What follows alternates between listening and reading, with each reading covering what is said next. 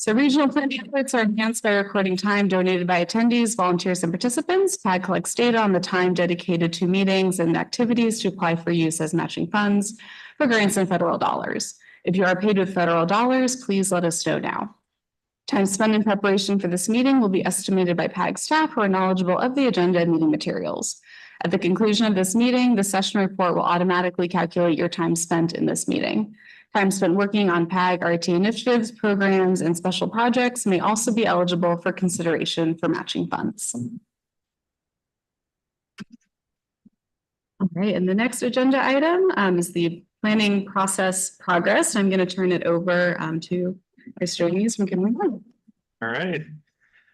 Thank you for being here, everybody. It's good to see you all again. I'll hop in here to a quick agenda.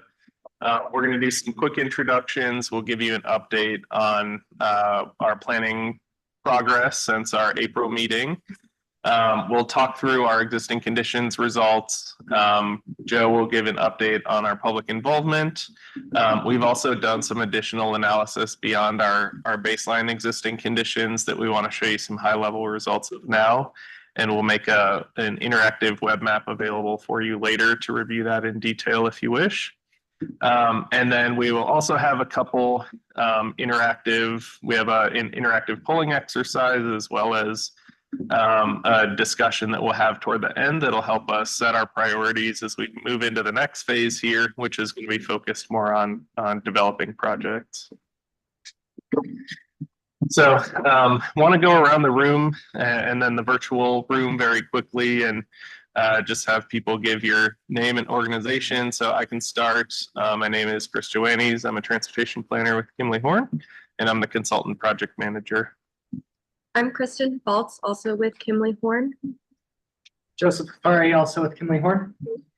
Don Garcia with PAG, Administrative Associate. Mike Hendricks with Pima County DOT. Ben Elias with City of Tucson Department of Transportation and Mobility. Ryan Fagan with City of Tucson Department of Transportation and Mobility. Anona Miller with the University of Arizona Parking and Transportation Department. Hi, I'm Alex Chavez with the Town of Oro Valley. All right, Hannah Oden, planning coordinator with PAG. And just real quick, forgot to mention it earlier. If you do have to hop off for any reason, if you could just let us know, just so we can make sure that we maintain quorum for the meeting. I'm Jeanette Duran, Transportation Planning Director here at PAG. All right, and I'll just go down the list as the names appear on my Zoom screen, and you can just go ahead and unmute yourself and give an introduction. So the first name on my list is Stephen Dean. Yeah, Stephen Dean, Development Services Deputy Director, Town of Marana. Thanks, Stephen. Dustin Fitzpatrick. Yeah, Dustin Fitzpatrick, PAG Environmental Planning Administrator. Thanks, Justin. Jonathan Crow. Hi, everybody. Jonathan Crow, Pima County Department of Transportation. Jonathan. Natalie Shepp.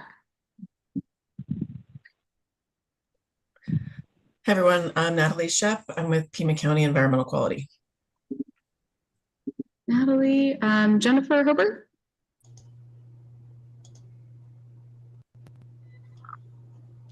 Hi, I'm Jennifer Hobart with ADOT. Echo. Sorry. Jennifer Hobart with the ADOT MPD department. Thanks, Jennifer. Paul Casertano.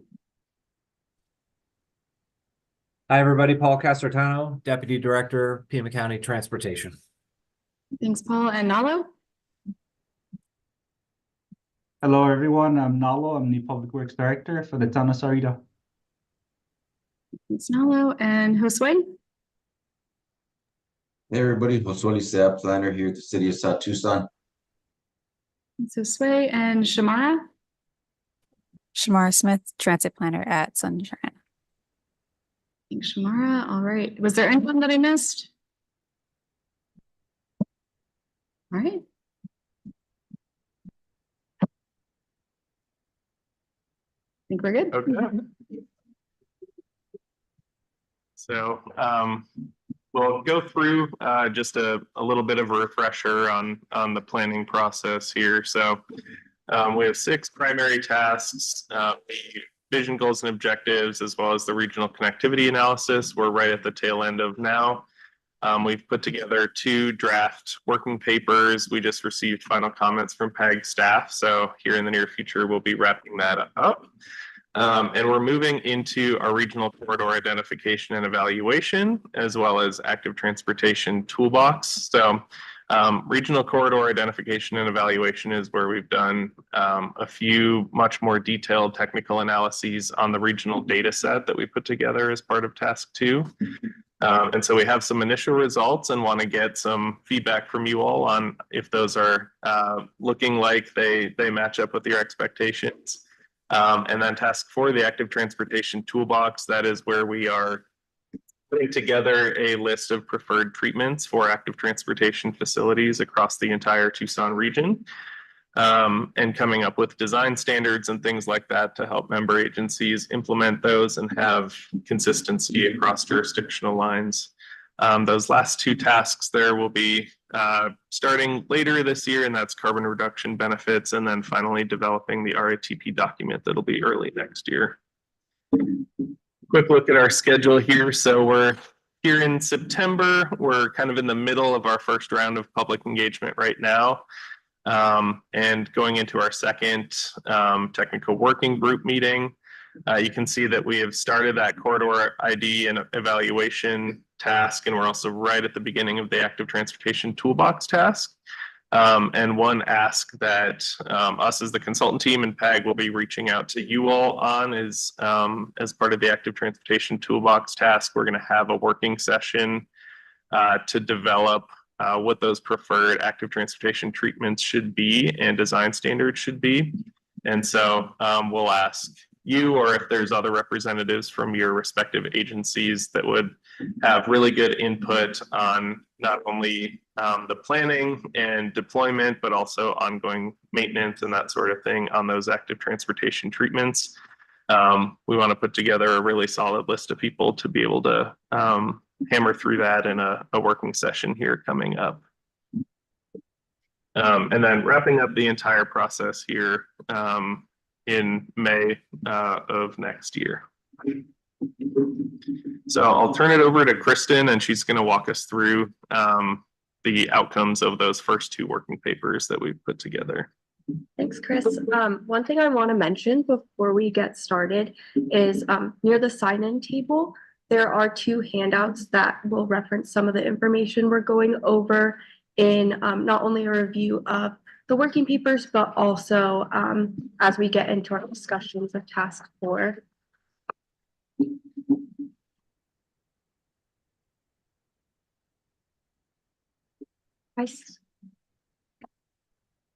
Accepted.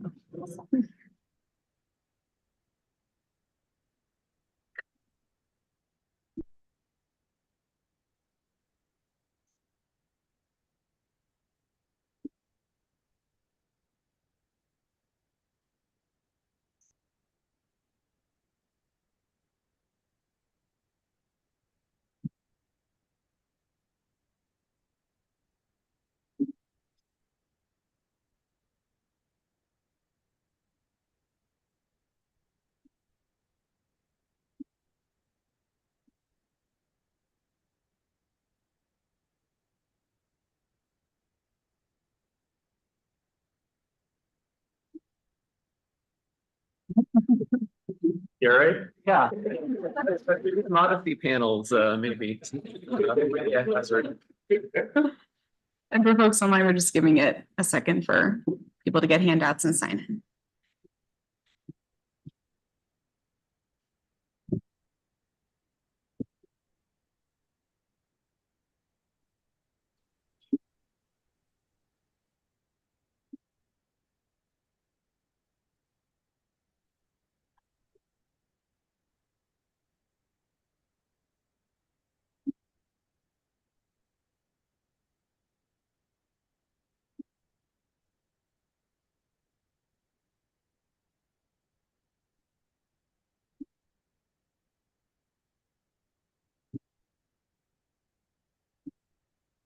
Awesome. Thanks for grabbing those. it'll just be a little easier for you guys to look more detailed at what we're looking at here pretty soon in our discussion. But first, we're going to go through, kind of update you guys on what we've been working on since we last met. A little bit of this in working paper one will look a bit familiar to you, but most of it's going to be new info about what we've been working on. So looking at working paper one, that's going to be our vision, goals, and objectives working paper. So the first within the deliverables for the RATP. That's comprised of, we did previous plans, goals, and performance metrics. So looking at what PAG and its member agencies has done and what were those goals that came out of that and what should we be considering as we developed those, the vision, goals, and objectives and performance metrics. We also looked at a regional level safety overview. So crash trends, we looked at the VRUSA that was recently completed as part of the ADOT SHSP update. Also the SHSP key takeaways. So how, how is the state of Arizona and ADOT looking to promote safety, and how does that apply to our RATP? And then as well as similarly, the active transportation safety action plan update that's being finalized in October. So we looked at that snapshot. We also looked at a region level health overview. And then this also included public and stakeholder engagement round one. And then kind of tying back into our first meeting, the vision statement, goals, objectives, and performance metrics. And then lastly, the illustrative renderings.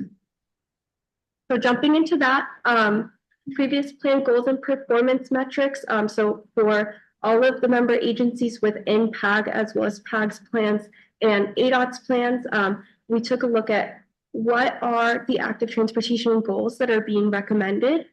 Same thing with objectives and performance metrics to identify common themes that we wanted to pull through for this plan's vision, goals, objectives, and performance metrics. So some common themes that we saw when we looked at this were there was a lot of emphasis on collaborating with surrounding agencies to improve active transportation throughout the region. Another was providing a continuous active transportation network. So making sure that people can actually use it in a way that's well connected to get from place to place. On a similar vein, provide access to major activity centers. So making it a genuine viable option for transportation. And then connecting the active transportation network to transit to promote use of alternative modes of transportation. Looking at that snapshot for regional level safety overview, so this is for the PAG region as a whole. You can see that looking at the last 5 years of active transportation or vulnerable road user involved crashes, it has been pretty consistent when you're looking at pedestrian crashes. Whereas when you're looking at the bicycle crashes, bicycle involved crashes, you see there was a decline until about 2021, but now we're kind of going a little bit higher since then. One thing about the data is that bicycle crashes in the region most typically occurred around midday to evening time, whereas pedestrian crashes typically occurred later in the evening or even overnight. And then looking at just the kind of the spread between pedestrian and bicycle crashes within PAG, there definitely are much more pedestrian crashes than bicycle crashes within the region. And then looking at influence, this is actually a really interesting statistic. So when you're looking at that graph in the corner, majority of crashes do have no impairment, although alcohol impairment is definitely more present amongst pedestrian crashes. A quick snapshot of that. So like I had mentioned, we really wanted to make sure that we were aligned with statewide planning efforts. And so to do this, we looked at the vulnerable road user safety assessment. And a part of that plan identified safety improvement areas.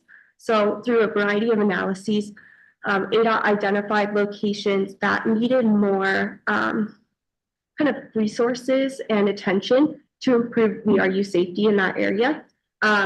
City of Tucson popped up as one of those, as well as Catalina.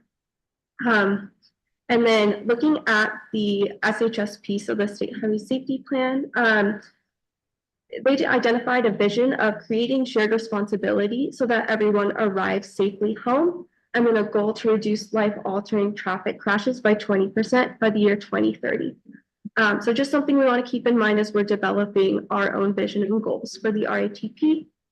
And then a key takeaway from the Active Transportation Safety Action Plan was they identified priority locations as well as potential countermeasures for each of these locations. Two applicable locations to the PAG region were State Route 77 and then Ajo Way. And then a quick snapshot of region level health overview.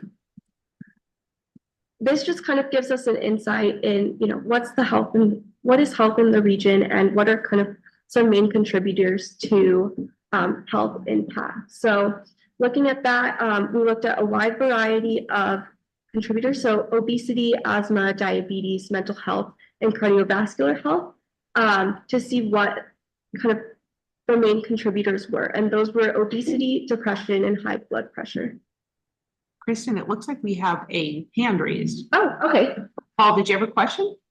Thanks, Jeanette. Just a real quick point. My understanding of the state's regional or the state's active transportation safety plan, whatever that one is called, is that looked exclusively at state facilities. Yes, that is correct. Okay, I think that's just an important caveat to include so that people aren't under the impression that the two priority locations on two state routes are the top locations of the entire region. So I just want to make sure that's reflected in the working paper. That's thank you. Ben, did you have a question? Yeah, and just going off of Paul's comment, I really appreciated seeing those priority locations called out in that document. But also these are two that kind of rose to the top of the statewide priority list. Not saying those are the only problems with the region on state-owned facilities. Those I-19 connections, those crossings under I-10 might still be of concern, but the Oracle and Ajo connections, that's where those higher stats are pulling at the statewide level. Just want to note that. Yeah, definitely. And, we want to call these out because as we go about identifying projects and ultimately trying to get improvements funded, if it's something that matches up well with one of these statewide analysis results, I think our chances of getting state and federal funding to improve those is higher. So we just wanted to call out locations that they've previously flagged as areas of concern and focus areas that hopefully we'll be able to draw some funding into to help improve those.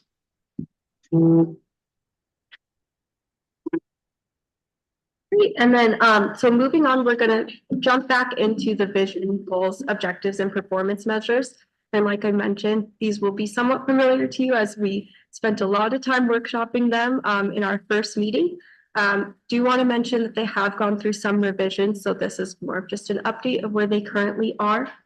So for our vision statement, we have the PAG region will develop and maintain an active transportation network that is safe, accessible, comfortable, convenient, and desirable for all ages and abilities.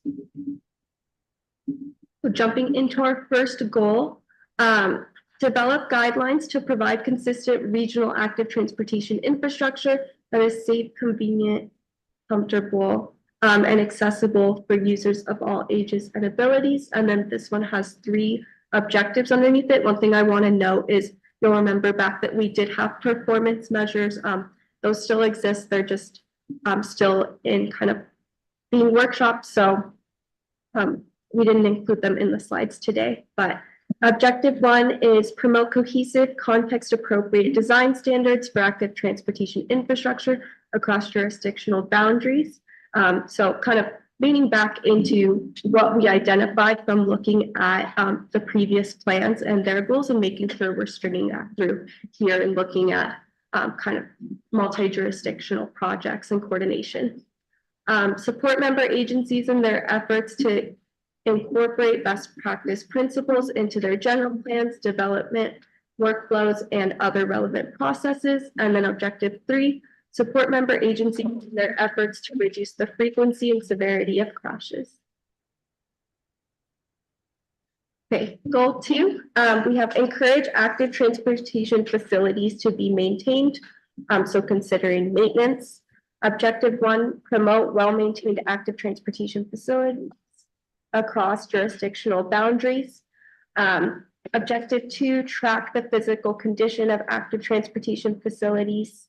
And then on top of that, let's actually also improve the physical condition of these active transportation facilities. And then bringing in an evaluation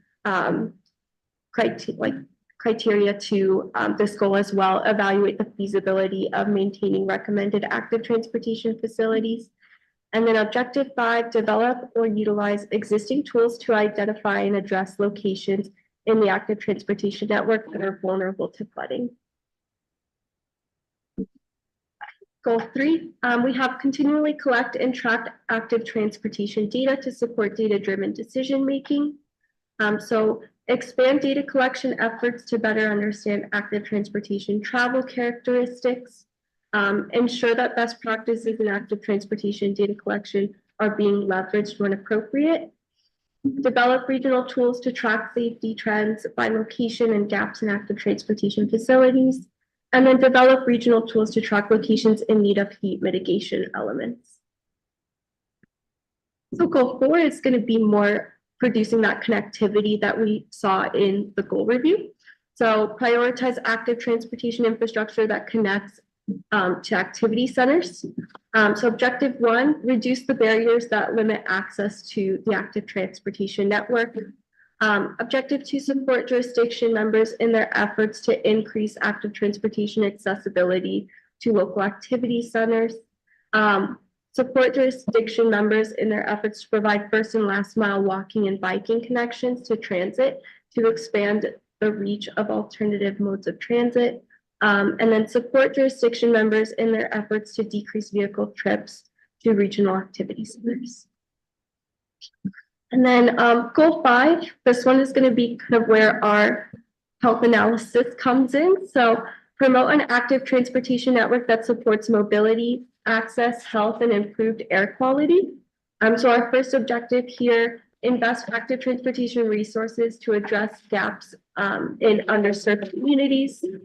Support jurisdiction partners in their efforts to identify projects which protect vulnerable road users, and then track data related to heat vulnerability and prioritize improvements in areas with poor health outcomes.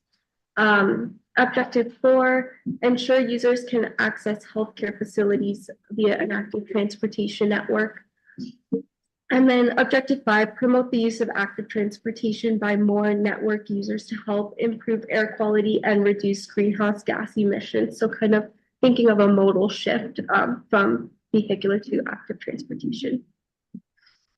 And then I believe this is our last goal, goal 6, regarding funding. Identify funding opportunities through coordination with member agencies to implement the RATP recommendations.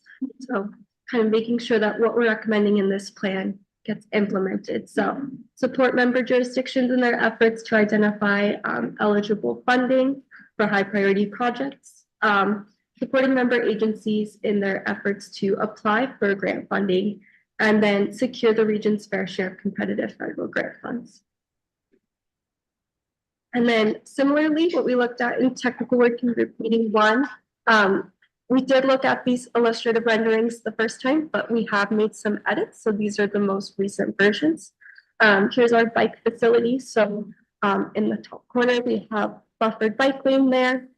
And then we have the parking protected bike lane, the physically protected bike lane, and then the shared use path.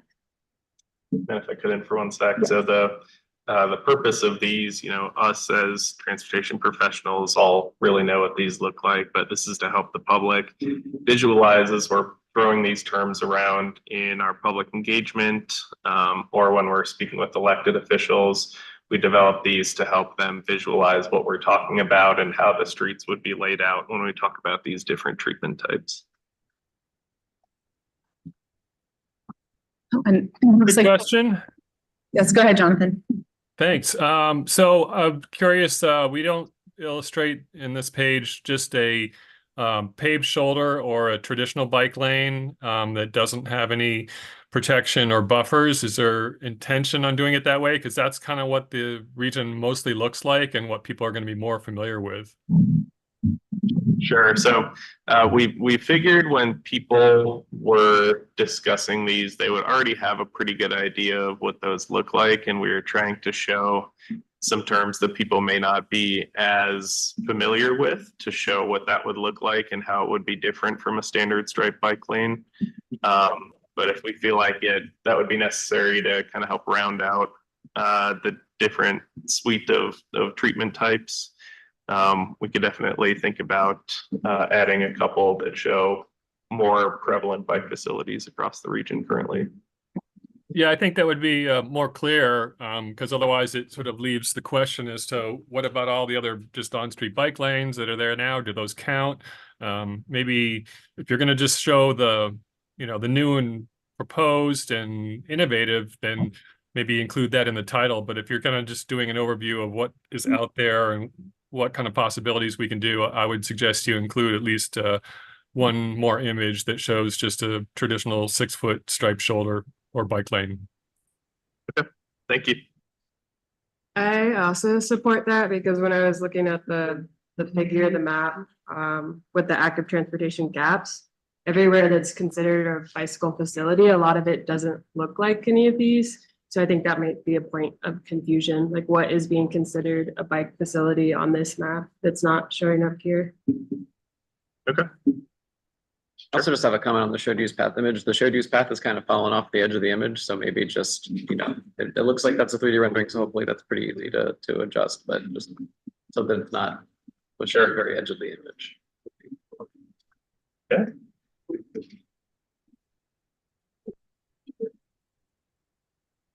Awesome. Okay, so and then similarly, our crossing facilities, we have a raised crosswalk with a rectangular rapid flashing beacon, and then a 2-stage crossing with a hawk signal. Based on kind of our comments on the bike facility, we may want to also add a rendering that has your typical crosswalk as well. I mean, there's several different types of crossing facilities that are used around. I mean, that are in like the toolkit and that are used around the region already. What was the reason for picking those two? As opposed to things like things that people might not be familiar with. So RFBs are a new treatment that people may not have come across out in the wild yet, and pairing that with a raised crosswalk in particular is something that people may not have seen outside of maybe like a parking lot at a mall or something. So that one, we're trying to pair up things that could be used together, but people may not have been able to see for illustrative purposes. Same with, hawks were invented here, so I know people are very familiar with them, but pairing that with the 2-stage crossing on a multi-lane roadway was something we felt like people may not have come across. And so as we're using that term when we're talking with people and elected officials, we wanted some sort of illustration to show them exactly what that could look like. Yeah, no, I mean, these are great, but I think, I think there are certainly people who, they've seen hawks, they've seen toucans, they've seen things, but as drivers, you don't really clock them. And I think, especially certain, things like a toucan, for example, they're not as widely spread. So I think a lot of people wouldn't have seen those. Okay. I mean, I would like to see, in addition to these ones that are not as common in Tucson, we do have several 2-stage crossings, but it would be good to see sort of the full, the full list of those, because I think that things like bike hawks, toucans, hawks, and others are likely to be a big part of any active transportation improvements. So we do have a question online. Looks like Natalie, you have your hand up. Sorry if I missed this. Can you tell me what RRFB stands for? Rectangular rapid flashing beacon. Thank you. Okay. Move on. And then I believe that we looked at these in the first technical working group meeting as well. So we did two transformational change renderings. So we looked at an arterial intersection and then an arterial collector intersection. So this first one is going to look at your arterial. Here we have the before, so the existing intersection. And then this image has kind of the aspirational intersection configuration and active transportation facilities that we would like to see on this type of roadway intersection. Yeah, so again, this is when we're out there communicating with people on what a really big, in-depth transformational change could look like at this intersection type. When you're throwing around all these terms for people, they may not be able to understand how they could fit together. And so we wanted to show what this could look like. So on this one, we have protected bike lanes that are up at curb level. We have those channelized turns that actually have a raised crosswalk for both bikes and pedestrians that go across them. We've really tightened up the primary crossings across the four legs of the intersections to make those much shorter and included pedestrian refuge islands there. So again, this is really just to, and we're purposefully not really telling people where these locations are. They may recognize them on their own, but it's really supposed to be a generic arterial intersection. What a very large investment in active transportation at a problematic location could look like. And we do have a couple hands up, I think, on that one. So Paul, go ahead. We recognize where this is, and I think the public will. And before we go kind of framing these things like the desired treatment of a particular intersection, I think we need to be really careful there. I would also recommend that you consider quantifying the crash reduction factors of the treatments that you're putting into these renderings so that we have a better sense of being able to navigate what has the most positive impact and might not. We're not going to be able to do these treatments everywhere. There's just not enough funding to do that. So we're going to have to be very selective on what treatments we choose and where. So I just want to, prescribe a little caution as we're sharing these types of things with the public. Okay. Thank you. All right, I think Jonathan put his hand down, so okay. I don't see any other hands up. And then similarly, here's the before of our arterial collector intersection. And then here's the after. So you see that there's the bike lanes with the painted box, and then we have kind of some textural changes up at the crosswalks and as well as the left turn lane. Yeah, there was on that leg at the top of the screen, a road diet with physically protected bike lanes that are down at street level. There's also a raised crosswalk through that channelized right turn that's existing. And the green markings through the vehicle bicycle conflict areas as well. Is there any room for making any changes to these renderings before they go into the final report? Sure. One thing I'm noticing is a lot of slip lanes, and those usually are not a positive when it comes to either bike or pedestrian safety. So, if I were looking at this intersection, I would say if there's a way to get rid of that slip lane, or at least make the angle of it different, that would make it a safer intersection. Okay. Right. Yeah, like the last one, the arterial, the slip lanes came in at a pretty steep angle so that they're not, well, first there's a raised crosswalk in there to slow people down, but also they're not able to go, 30 miles an hour around this one. Yeah, this one we were adapting to an existing slip lane that's there, but we could definitely look at shaving off that to come in at a steeper angle to the side street as well. Thanks. Okay, so now moving on to working paper 2. So this is going to be our regional connectivity working paper. Sorry, I didn't know you're going to move on to the next working paper, could I just make one more follow-up comment on this last section of slides? So again, it kind of relates to some things I've already said, but I think it's better to show kind of a suite of improvements rather than maybe one or two kind of aspirational and maybe out of the ordinary type intersections that you've illustrated. And to that end, I would suggest that, you know, what's really not illustrated directly in either of the two illustrations you provided are just a simple protected intersection.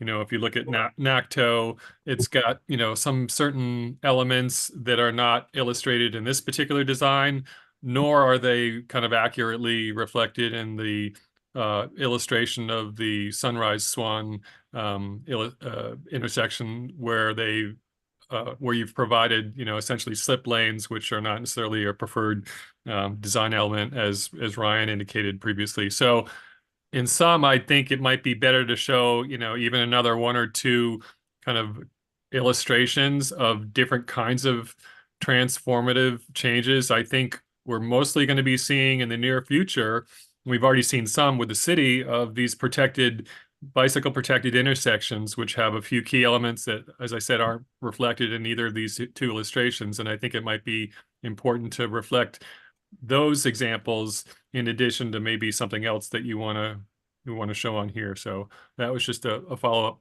comment. Thanks. I agree with everything Jonathan said.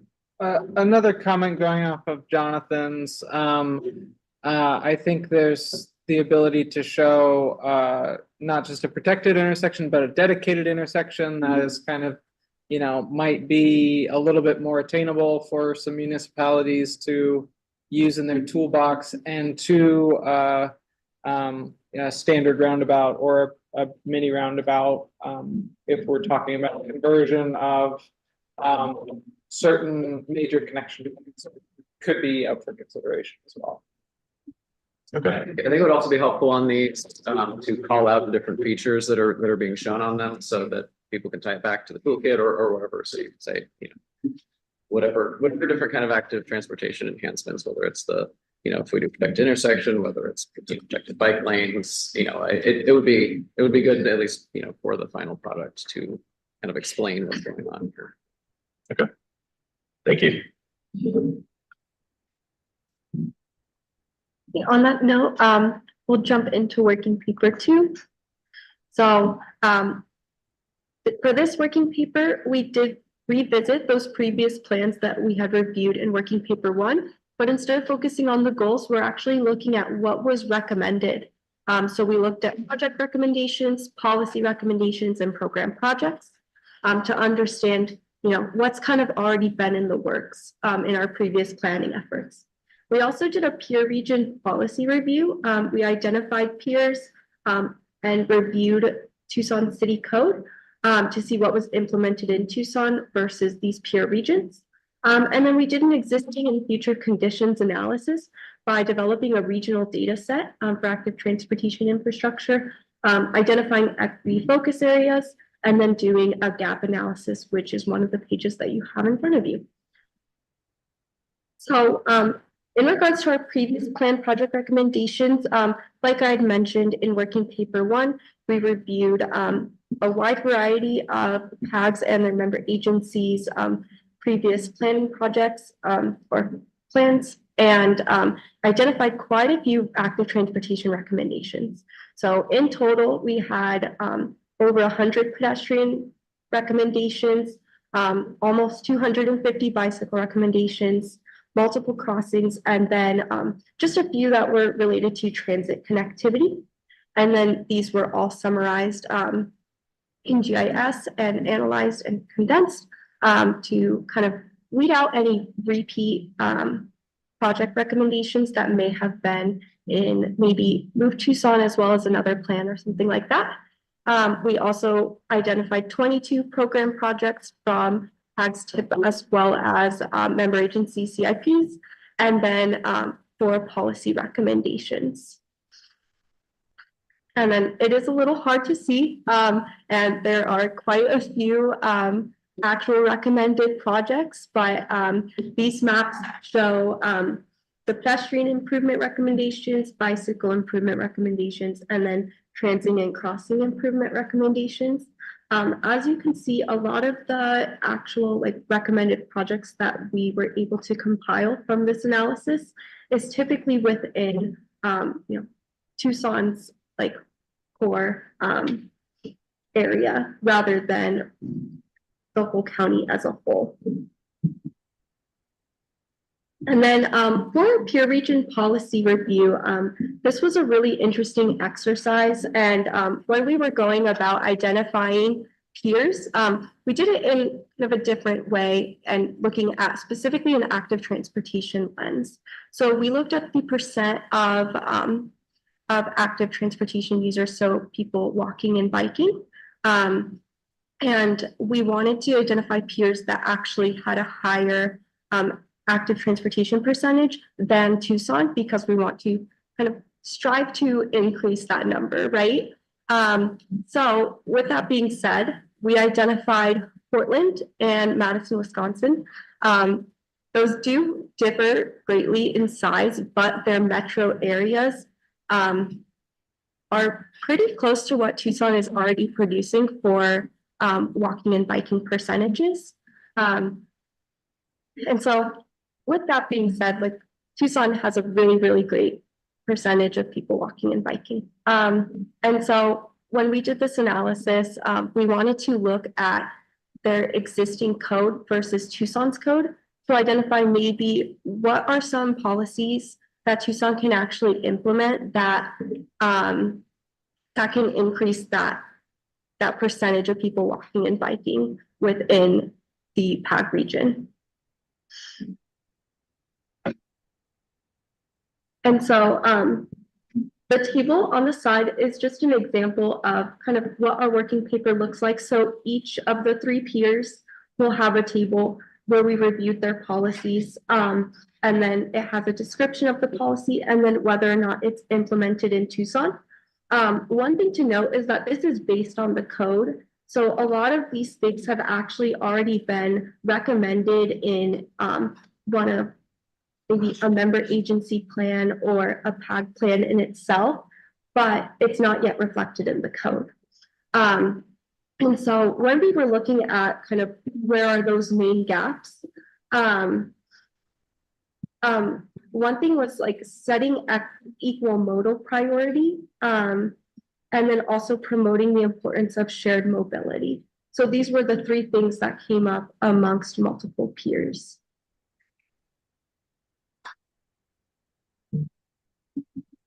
And then to dive into the existing and future conditions analysis, like I said, we developed that regional data set. So we started off with data from PAG as well as member agencies and compiled it. It definitely had a lot of gaps just because there were some gaps in the data set, but we then went through with kind of a fine pick comb and identified, or sorry, we looked at the. I'm sorry. Losing your voice? Yeah, I'm sorry. Sorry, she's losing her voice. So to do the analyses that we're starting with in the next phase of the presentation here, we needed a consistent region-wide database to start from to perform that analysis. And so as Kristen mentioned, we started with what was available from PAG and member agencies, but had to then supplement that with other sources, including Acopia, which is another data source that PAG has purchased that actually reviews satellite imagery to try to pick out active transportation and other characteristics of the roadway system. So right here is a list of items that we've included that were required for the additional analyses that we wanted to go through. So county and federal functional classification, number of travel lanes, average daily traffic, where there's one-way streets, what the speed limits are, sidewalks and shared use paths, both their presence and their width, where there's on-street parking, where there's shoulders, paved shoulders that could be used as active transportation facilities and their width, and then finally bicycle facility type and width. And so all of this, the region hasn't had a regional data set that covers all of this in one spot. It's all compiled into a couple just network and point files. So this is, we feel like a really big outcome of this process is just having this data set available for PAG and member agencies to use in the future for additional analysis.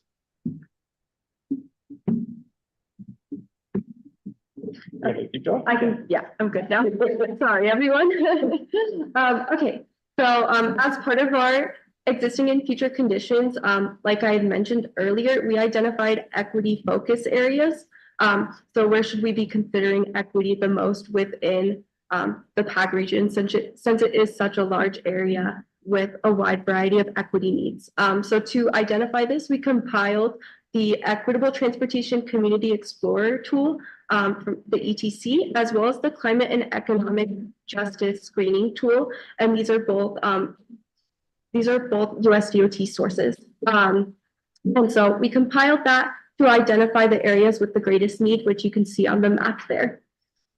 I'll add on just one thing onto that. So our team did also do our own kind of needs analysis, but what's really important about these two data sources is that these are tied to a lot of the federal grant funding sources that are out there. And so you get extra priority when you're applying for grants if they fall within one or both of these designated areas from the federal government. So we thought that was really important to incorporate here so we can flag that in our implementation plan as having a better chance than other projects of getting federal funding through a competitive grant. We do have, looks like a question from Natalie on this slide. Question about the data that's being displayed for the CEJST. Is that, it looks like based on your title there, it says identify disadvantaged communities, but that tool has specific transportation disadvantaged communities. Is there a reason why you didn't select the transportation disadvantaged communities over just the general disadvantaged communities? Again, that goes back to the federal grants when we're doing something like a RAISE grant or one of the MPDG multimodal project discretionary grants. They're just having you grab the standard CEJST census tracts. And so we just really wanted to be consistent with what PAG member agencies would be asked for when they're applying for federal grants for this one specifically. Okay, thanks. Thank you. And then Jonathan, looks like you have your hand up as well. Yeah, just a quick comment. I'm a map guy. Sorry. Can you move the legend to the upper right corner of the map that covers the blank green area that we don't care about? Because Pima County is particularly interested in the southwest corner of your map, which is covered up. So thank you. Yep.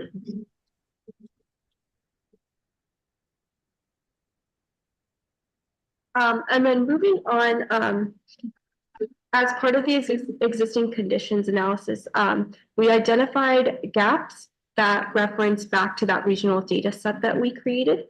And so we looked at kind of where pedestrian and bicycle facilities were missing from that analysis and identified 12 kind of gap locations in general within the region. And so we have Oro Valley, Marana, Flowing Wells, downtown Tucson, Tucson Mountain Park, the area around I-19 there, the Drexel and Alvernon area, a portion on 22nd, Northeast Tucson, Sarita, South, and Ajo. And a lot of these, it's not necessarily that there's not any bicycle and pedestrian infrastructure, it's more so an issue with connectivity. So there may be a lot of gaps in the network where a facility just, drops off and it's not really very usable for bicyclists or pedestrians. Yeah. How were the boundaries of these areas, or how are they selected? Because, I mean, there's gaps in continuous facilities within and outside of all of these areas. Mm-hmm. So, I mean, I was trying to kind of understand this when it was sent out a couple of days ago and sort of what it's meant to show, considering that there are gaps throughout the region. Yeah, it's very general in nature, as you noted. They're just kind of big ovals, and it's meant to show areas where Either there was a lack completely or like higher than normal number of discontinuous facilities. We also were taking into account, you can see underlaid in the map there, those equity focus areas that were on the previous slide. And so in particular, if there's an area that is one of those equity focus areas where the, I guess, density or quality of those facilities was low, we wanted to flag those.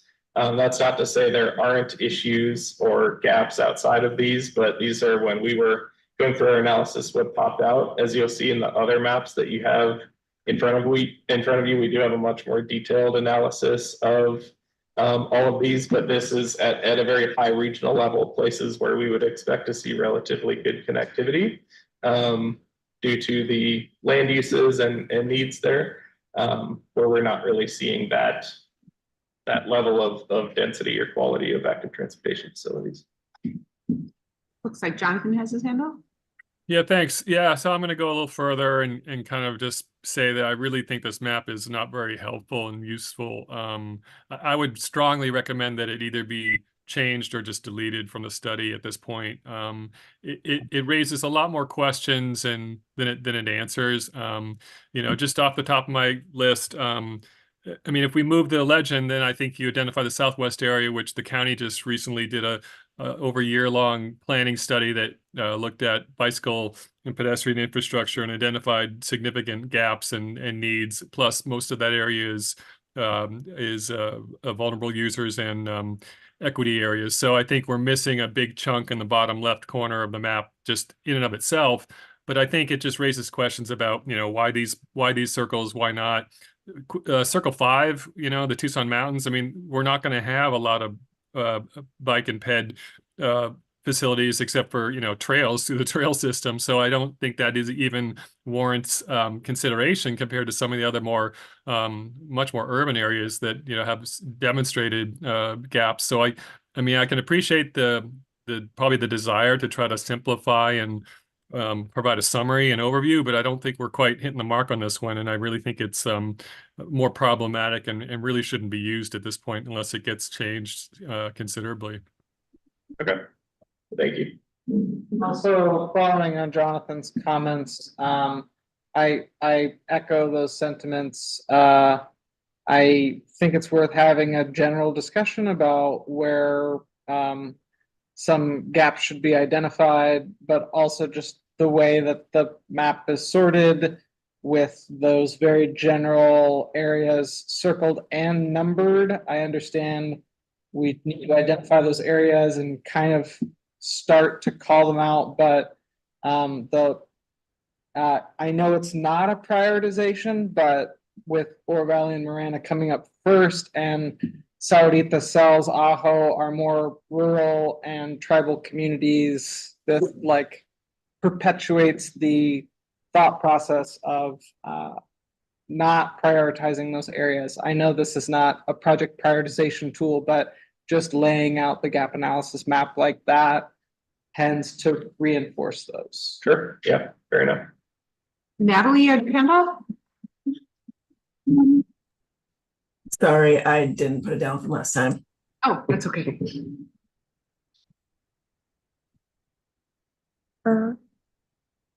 Awesome. Well, I will be passing it over to Joe to walk through our public engagement update. Awesome. Thank you, Kristen and Chris. So what do we do with all this data? How do we can look at subsets, we can look at satellite imagery, we can do all that stuff, but really we want to understand what those road users are experiencing, what people are seeing on their commutes, traveling, what's their origin destination. So really taking this to the streets, right, so to speak, and getting that that first person perspective. So we're in the process of doing the first round of engagement here, and we really wanted to take a different approach than just inviting people to a public meeting 8 p.m. somewhere at night and getting 3 or 4 people. We really wanted to go to these community events where people are already active and where they may have a lot of insight. So our in-person engagement so far has been started in July and continued through August. So you can see some running races there, the Meet Me at Maynard's, just downtown here, Reed Park, and then the Fuga, which is out in the city of South Tucson. So kind of getting a wide variety and swath of users and really engaging with them. Our virtual engagement opportunities, we do have the project website where documents and materials are housed. So anyone is able to view that at a time convenient to them. And then we have our interactive map, which we'll get into in a second. In terms of advertisement, handing out press releases, or I guess developing press releases for the newspapers, for websites, for stakeholders to then promote on their channels through that social media, and then email blasts through their newsletters as well. We've also engaged with, I think it's about 20 bike shops at this point, plus some running shops to have flyers posted in their facilities and that information pushed out as well. So we can get that additional feedback. Again, looking at those targeted users and seeing what they're experiencing on the streets. One thing before you switch. So we did all that in-person engagement. We haven't yet pushed out a lot of the advertisement materials for the virtual engagement. That will be coming out here very soon. We're just getting final approvals from PAG on all of that content right now. So if you haven't yet seen that come across your desk or seen it in the wild, don't worry, there will be a big push coming out once we have all of those materials finalized and we get approvals to launch. We're going to leave that open for about 4 to 6 weeks more to allow people to respond to those materials, which Joe's going to go into a little bit more. So we'll definitely be pushing that out through you as our technical working group to then connect with your communications department or PIOs to try and help get that on your social media, any listservs or email blasts that you have, any local publications that you know, at the regional level might not come up. It's really important to in particular specific communities that might be hard to reach. And we're happy to be interactive with you along the way. And if we need to develop anything more targeted, we can definitely work through developing that as well. Yes. Just noticing there, have you reached out to any disability focused groups, communities? Because I can imagine that they'd have some thoughts on pedestrian gaps and maybe even some more of trikes and various adaptive bicycle treatments. Yeah, that's a great question. We are keeping this first one more general. And then our second round of engagement is probably going to be more of that targeted approach. The community groups, advisory committees, situation, senior centers. Yep, we can add them to the list of folks too. If they have, you know, an email list or something of folks, we can definitely provide them the materials to get out. Yeah, I just want to make sure because I know sometimes, you know, it's definitely much more active stuff, and then these folks may not be attending those events, so I want to make sure they're inclusive and included. Yeah, thank you. Thanks. Can we do? Oh, Paul, looks like you have your hand up. Yeah, I'm a little curious that it appears that the public was not really solicited to help in the gap analysis process at all. I would expect that they would have really great insight in terms of where they perceive gaps that go beyond just examining maps where there's lack of connectivity. Is there going to be any follow-up with them to help that process, or maybe that's to be determined later? So no, sorry to cut you off there, Paul. Yes, I will get into that. We do have this virtual mapping platform, which we'll talk about in a second here, which kind of identifies those site-specific locations. Thank you. So just some highlights from that first round public engagement. We counted about 100 one-on-one meaningful interactions, right? We have, you know, maybe 500 people that we engaged with, but really soliciting that information and getting those really key details and items. So throughout that process, we had a wide variety of boards, a couple of project flyers, links to the online map and website. And what I like is we went out there rain or shine. I think the first two events got us with the monsoon, but we were out there and people were happy to engage. So worked out kind of well that they had to come stand under the tent and talk to us. All right, so going into this virtual engagement, and Paul, I think this is where it kind of highlights it a little bit more. We pulled this information as of September 9th. So I know that we've had a bunch more comments on here as well.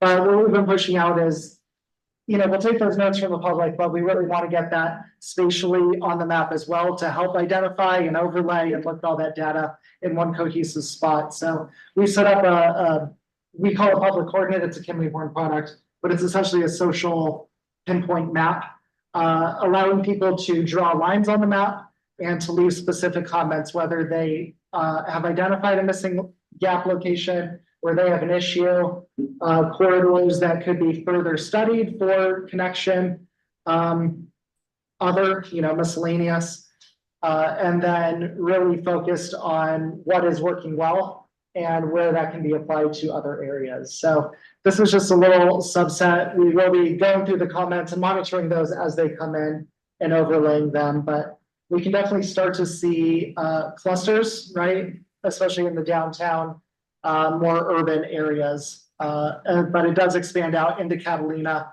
and down south towards Green Valley and Vale as well. So this is going to be kind of the big push on the online side of things, right?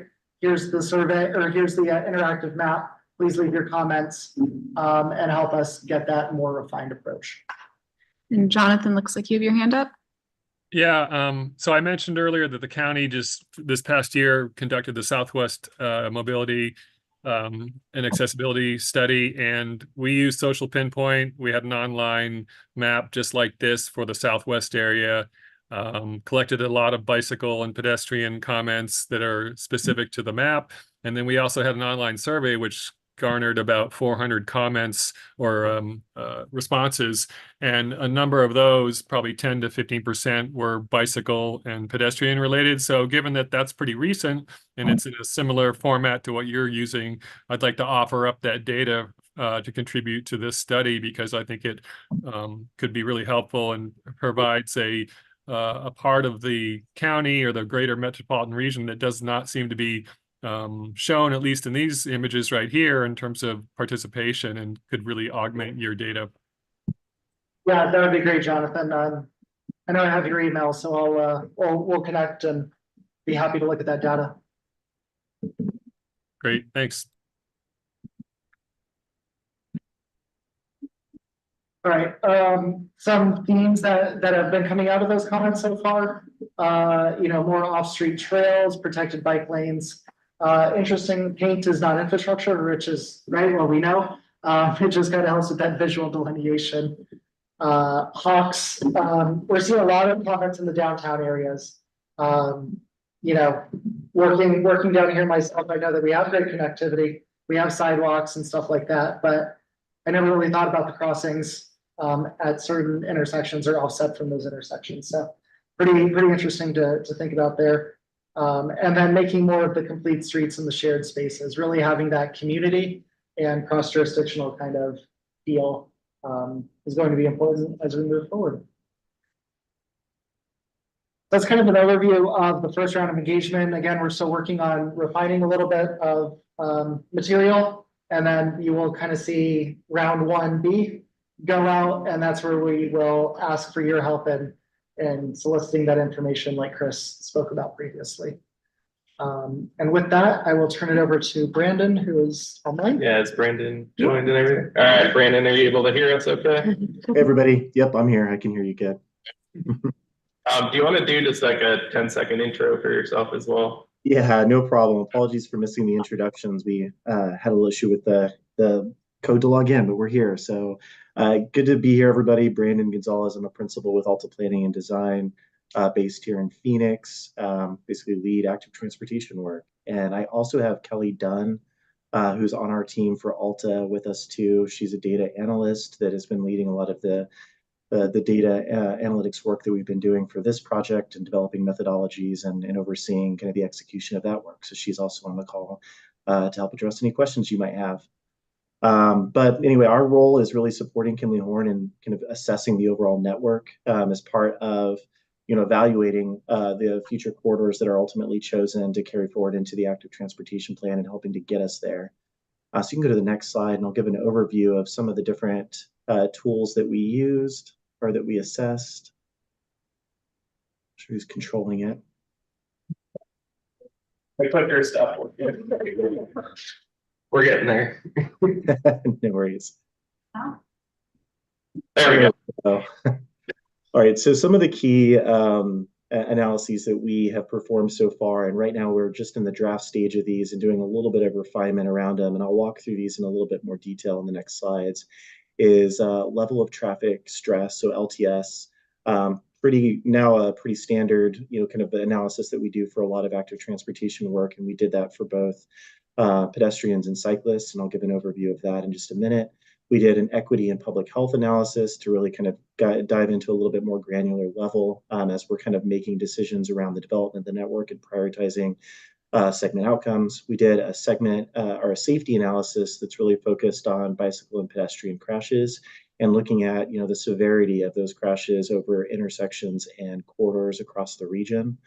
And then two that I think are especially kind of interesting when we're talking about planning and developing the bicycle network in particular is the traveler alignment analysis and then also the active trip potential. So these really assume, that a lot of cyclists or a large percentage of cyclists are more likely to bike to destinations if it is one of those shorter trips. And so part of getting us there is looking at where are those opportunities, where are a lot of kind of traveler or travel patterns really kind of in that short trip context. And those are the areas we can really focus on for potential either new facilities, upgrades to facilities, and really try to maximize areas where we are likely to get more people biking. So let me walk through these in a little bit of detail. So starting with level of traffic stress, for those that aren't too familiar with LTS, at a really high level, just think about it as what is a person walking or biking experiencing as they are traveling along any given corridor. And so we're taking into consideration things like, number of lanes on a road, speeds, the type of facility that we have for somebody walking and biking, the level of protection that is on that facility. Is it a standard bike lane versus a buffered or protected bike lane? And so we account for a lot of those infrastructure characteristics when we are kind of creating the assumption of what somebody would experience as they're traveling along that corridor. And I think that this is especially helpful whenever we get to kind of the corridor analysis standpoint or when we're evaluating different projects. At a regional level, you can kind of get some takeaways from it, but it's really helpful, especially when you can focus in and look at, some of the smaller scale areas. These maps that we have, obviously are reflective of the regional network, or the regional arterial network, but we did the LTS for both bikes and pedestrians at down to the local street level. So we did perform that analysis pretty comprehensively. Really quick, one last comment to make is that, I really like LTS in particular because let's just say that you're focusing on a corridor and we know that there's a bike lane, but let's just say that you as a region or, kind of the processes, we really want it to be more geared towards all ages and abilities. We have the ability to say, even though there's a bike lane present, it's still designated as a BATL bicycle level of stress 3 in order to really maximize and get more people biking, particularly in those zones that I'll talk about in a second where there's a greater opportunity to convert trips. Maybe we do need to upgrade that facility in order to make that happen. So it's really an assessment tool. I'll stop for a second. I think Jonathan has a question. Yeah, Brandon, I just want to follow up. You said, I think I heard you say that you didn't limit your analysis to arterials only, except that's kind of what this map shows. Can you just kind of clarify that point? Yeah, good question. So we don't have the ability in these maps, at least, for this scale on a presentation to show every roadway across the PAG region, but we did the analysis for it. We currently have an interactive web map that's being shared internal to the team right now that allows you to zoom in on every roadway across the region. So we can do quarterly maps. We can do other types of maps that can display that information, but it is all essentially there and documented in our interactive web map. Yeah, I'll just add on. These analyses are hot off the presses. We just finished them up at the end of last week. So we're doing a bit of internal QCing, as Brandon mentioned, amongst our team, but you will be the first to receive that interactive web map as soon as we have gone through and had a chance to review any glaring issues that we've seen. So if you're very detail oriented and want to hop in and zoom down to the local streets in your jurisdiction, we'll make that available to you and give you an opportunity to comment on that. If there's anything about the methodology or the underlying data that we need to update, we'll be providing you that opportunity here shortly. Appreciate that. Just want to follow up. So I think, what these maps, obviously sort of tell the viewer is that, we're only looking at the arterials and let's focus on making those arterials better, when in fact, the arterial street may not be the preferred location for bicyclists to use. The agency may not want them to use that. They may design the street specifically to not include a bicycle facility, which is certainly the case in some areas. And we want to encourage cyclists to use local streets and other means to get around town rather than some of the higher speed, more dangerous streets for them to ride on. So I think this again may not be the best way to represent that information, but it sort of conveys a preference towards only looking at the arterial street system and ranking and prioritizing improvements on those, rather than looking more holistically at the whole network of possibilities for how people get around town and should get around town on a bike. So you may talk about this later, and I may be getting ahead of myself, but just a follow-up. Thanks. Yeah, that's a great point, Jonathan. And, again, I look at these as assessment tools so that when we start getting into, the actual network itself and where those potential gaps in facilities might be, we're able to use this LTS as an overlay to really understand what the experience is on those potential corridors. But you make a really good point. And even at, once we get into the local street level and how we display that information, we can definitely create, quarter section maps, whatever we want to do that includes all of the roads. And then one last comment that I think too on the arterial network is I love Tucson's bike boulevards in particular. I think the city has done an awesome job with developing out the bike boulevard system, but at some point it does have to cross some of these arterial roadways. And so I think it's also a good place for us to look at it and say, from an assessment standpoint, these are the locations, especially where we need to be focusing on safe crossing treatments. Paul, yeah, you have your hand raised. Yeah, I think we need to have a deeper discussion with the jurisdictional owners of these facilities in terms of using and publishing this kind of content. I think it's imperative that we understand deeply how the methodology is developed. I mean, Jonathan raises just a couple of points. The bike boulevards are another set of considerations. There's been great efforts to bridge those gaps with signalized bicycle and pedestrian crossings, hawks and such. So the corridors are not always intended to be arterial facilities. And I think there's implications with the public perception of level of traffic stress that befalls the jurisdictions, and the jurisdictions should really be making the call as to whether or not this is a consideration for any prioritization process or published as part of a working paper. Understood. I think there's value there, but we have to be very cautious. Yeah, I can hop in and Paul, to your point, we're sharing this with you all as our technical working group. None of this information is available to the public yet, so we have ample chance to refine the mapping and the messaging of this before this gets put up on the website for the public to review. So thank you. Ryan, did you still have a question? Part of it was already addressed, just because I noticed some things that I wanted to make sure we were going to have an opportunity to review on the maps, but also I know the city of Tucson at least has a bunch of bicycle and pedestrian projects that are funded in design. And I don't know if that's something that we want to try to account for in this map.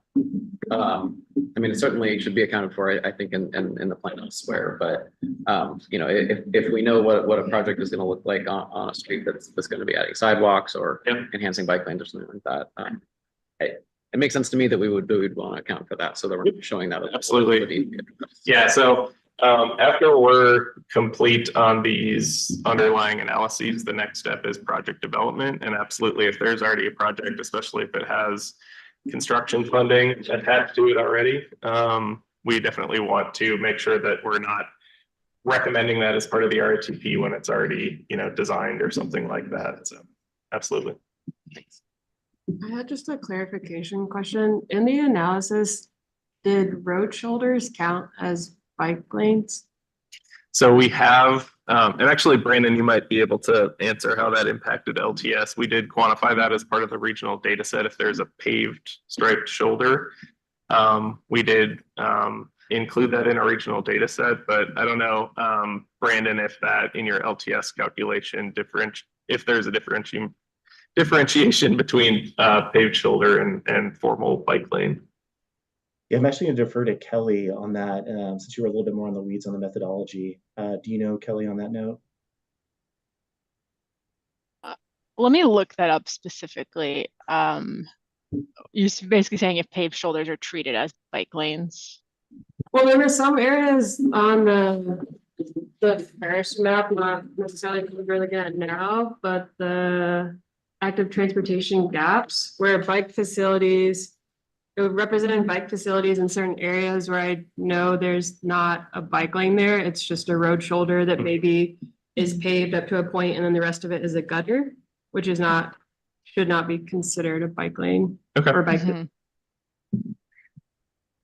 Okay, yeah, we can, if you want to flag that when we get that web map out, to make sure that we're accurately representing the bike facilities that are on specific roadways, we definitely want to take that feedback and update the analysis from that. Or at least differentiating between what's a road shoulder and what's a bike lane.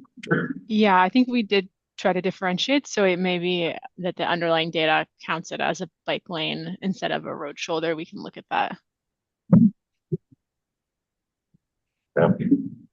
A road shoulder should not be treated as a bike lane according to our methodology. Okay, thank you. All right, great questions. Keep them coming. So moving on to the next one. So we did a equity and public health analysis. The inputs that we did for this map, just to make it clear to everybody, is we looked at people with mobility disabilities, limited vehicle access, air quality, heart disease, race and ethnicity, low-income households, educational attainment, youth population. And those were the aggregate to essentially 100%. And then what we did, because Pima County has a significant tribal nation land, if a location, we inflated the results on tribal land by, I believe it was 20%. And that was really done. We've worked in other areas with large kind of native populations or where there's large percentages of tribal land. And it's really done to reflect some of the disproportionate impacts that we know in the state and also around the country are experienced by native populations. And so we wanted to account for that by inflating those areas by 20%. So that was really the methodology to kind of get at this map. And it is used in tandem with the EJ screening tool, but this allows us to look a little bit at a granular level and kind of make some of these assumptions for at kind of the regional scale. All right, moving on to the next one. So this is really where the safety analysis, the composite essentially was done. And again, this was focused on arterial network. So in order to not have essentially the crash severity really focus on the urban areas of Tucson, which is where they would naturally tend to go if we're looking just at crash severity because of numbers, we created 3 different typologies here of urban, suburban, and rural. And so we could identify top 10 locations because that's really, I think, what we're trying to get at here is where are some of the most significant problematic areas and wanting to do those at a regional scale so that we could account for those depending on, again, rural, suburban, and urban characteristics. One thing to note, though, that we have to be, I think, a little bit careful about assuming is that if you look towards the north into like Marana Oro Valley in that area, it appears that, the crash severity is lower. But really, what that could be saying is that there's not existing facilities in place. There's not a lot of people, walking and biking. So we just don't want to make assumptions that there's sufficient, infrastructure in those areas to support it. But this really does help us at least look at, where are some of our key problematic areas, whether that's an arterial network with a facility or whether that's a, parallel crossing or a perpendicular crossing that we know that there's problematic issues that we should be trying to solve as part of, identifying future infrastructure. I hit my witness. Let's see if I have questions. That's with pedestrian or collisions, or is it including just automotive as well? Sorry, I missed that. Can you say that question one more time? Is the data showing including accidents between two automobiles, or is it inclusive of just pedestrian and cyclist? Good questions. Yeah, so this is just showing crashes that involved a pedestrian or a cyclist. Thank you. So, yep, no problem. Brian? And is it showing like severe crashes, injury crashes only, or is it all crashes that involve those users? Kelly, I'll let you weigh on that. I think it was focused on killed and serious injuries, but we may have used all crashes in order to kind of get a comprehensive index. How did we approach that? Yeah, so we used all crashes that resulted in an injury, but we weighted them so that killed and severely injured crashes were essentially worth 4 points and minor injury crashes were worth 1. And so what this shows an index where we're showing basically the number of points per segment, points per mile on each segment. So it's normalized by the length of the road segment, but that shows you kind of gives you a sense of the number and the frequency and the severity of the collisions there. Thank you. And just one more question or comment. Are you looking separately at bicycle crashes and pedestrian crashes because the deficiencies and like the treatments that can help remedy those, depending on whether it's a pedestrian or bicycle crash can be different? That's true. Yeah, we did look at them together in this. Okay. It might be worthwhile to look at those separately because an intervention that would help with pedestrian crashes may not affect bicycle crashes and vice versa. All right. Yep, that's fair. One question here.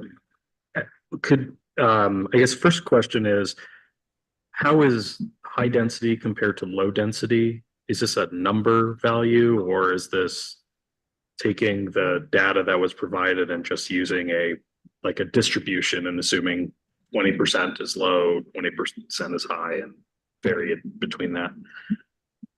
Sure, we used high and low density here just because the number doesn't mean a lot intuitively because it's the sum of those crash weights that I talked about, the 4s and the 1s, and then it's divided by the length of the segment.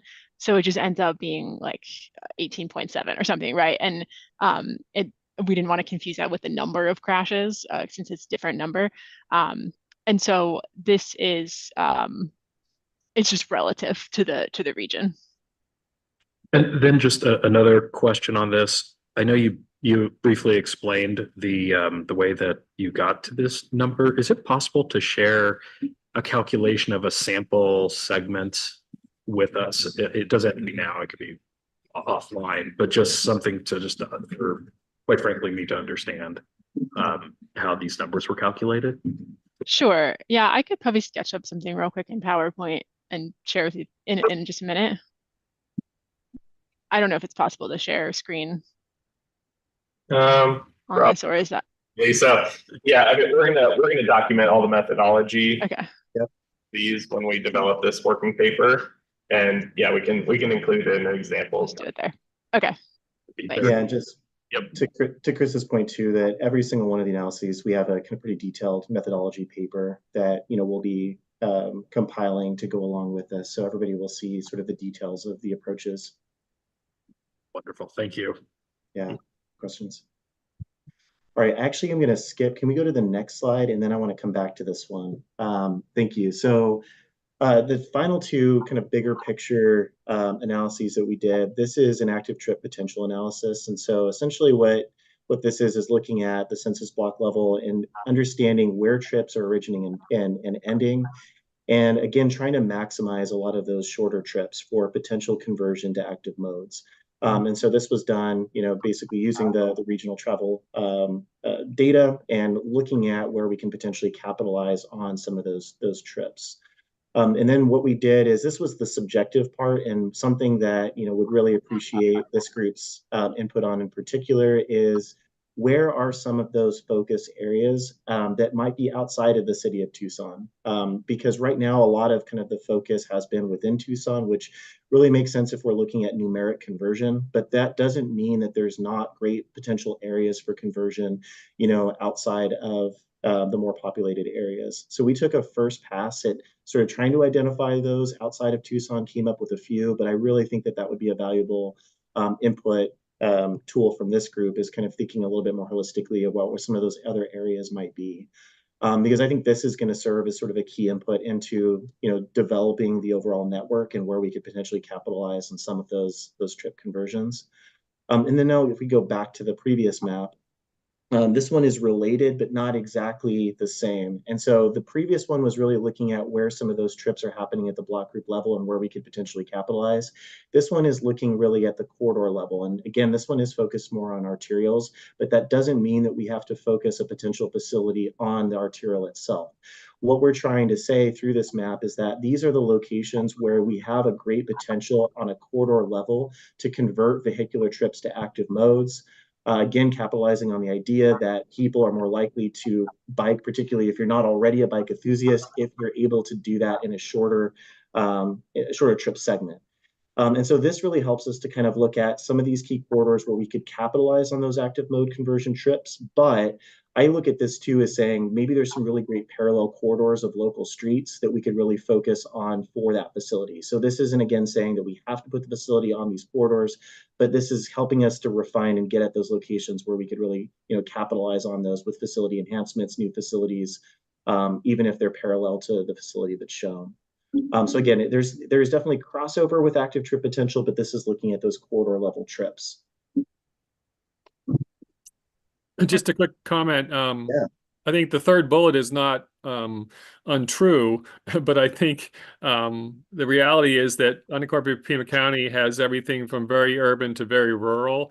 And obviously the more urbanized parts of the unincorporated Pima County, again, southwest area, close to Mission Road, the northwest part of Flowing Wells area in town, some of the other areas that are more densely developed and settled are going to have a much higher potential for bike and ped trips than, say, purely rural Pima County. So just to be aware that Pima County is not just one kind of thing. It's a very diverse geography and has very different travel characteristics and trip modes and everything else. So I completely agree. I think that's a good point. And actually, sorry, I keep switching us back between maps, but if, to your point, Jonathan, if we go to the next map again, down in the southwest corner, that was a Pima County area, I believe. And it's shown as an area for active trip potential conversion. So completely understand your point. Okay. If there's no other comments right now, we're going to do a quick interactive polling exercise, and then we left a little bit more time, and we actually have both this map and the traveler alignment one on a slide coming up for us to just have more open discussion on things that you're noticing as you're studying those maps that may not line up with your expectations, kind of at a relatively high level. I know you don't have all the data in front of you, but if there's anything that's looking off to you, that would allow us to go back and take a look at those bigger issues before we pass you slightly more finalized data for you to go through in detail. So if you have with you, and I hope everyone does, either a phone or a laptop, we're going to hop in and do a quick polling exercise. So get that ready. Before we hop into that though, a quick overview of what this project development and selection process is going to look like. So first step here is identifying high priority locations, and that's a lot of what Brandon's analyses are helping us do, is where are the locations that we need to focus our efforts. For those locations, then we'll identify countermeasures, and we'll go through a checklist for better on what are things that we can do there. So we'll start with, if there's a past plan recommendation that has already come up with a solution that's gone through a planning process that we feel meets the need there, we will use that project. If not, we will go through and use our active transportation toolbox, coordination with you all as member agency staff. And if nothing's there, we can come up with ideas too as the consultant team. But this is going to be a very interactive process as we go through this project development, putting together the actual list of projects for us to prioritize. we'll have a lot of touch points with you coming up, both through the technical working group as well as potentially individually, to make sure that we're recommending projects that both make sense from a technical standpoint, but are something you all are comfortable bringing to your higher ups within your agency as well as elected officials, because there's a very high chance that the local agency is going to have to be the lead on identifying the funding for these. And so, you know, PAG has some regional funds, but we all know that's not going to stretch very far when we look at the entire region's active transportation needs. So we want to make sure that you're getting set up for success to take this to get approvals to identify funding. We'll then develop our prioritization tool and refine the recommendation priorities back with you all again, as well as against the public engagement results, to make sure that we have that in a place that we're all comfortable. All right, so with your phone or computer, if you could go to menti.com, MENTI.com, and type in that 8-digit code that is 28944148. Crystal, if you want to hop over to that code is listed in the page we're switching to here. Oh, no, it's not. I lied. It keeps doing that to me. I'll read the code one more time if you just got to the website. So it's 28944148. And so we're going to go through one question, just ranking the goals, and then we're going to go through some trade-off situations here. And what we're trying to get out of this is, what should our priorities be when we're starting to develop this project list? And this also will, you'll see overlap when we are looking back at the analyses that Brandon and Kelly have done. This really helps us kind of fine tune what our takeaways from that should be. So go ahead and take a minute here. You should be able to slide those around and put them in order.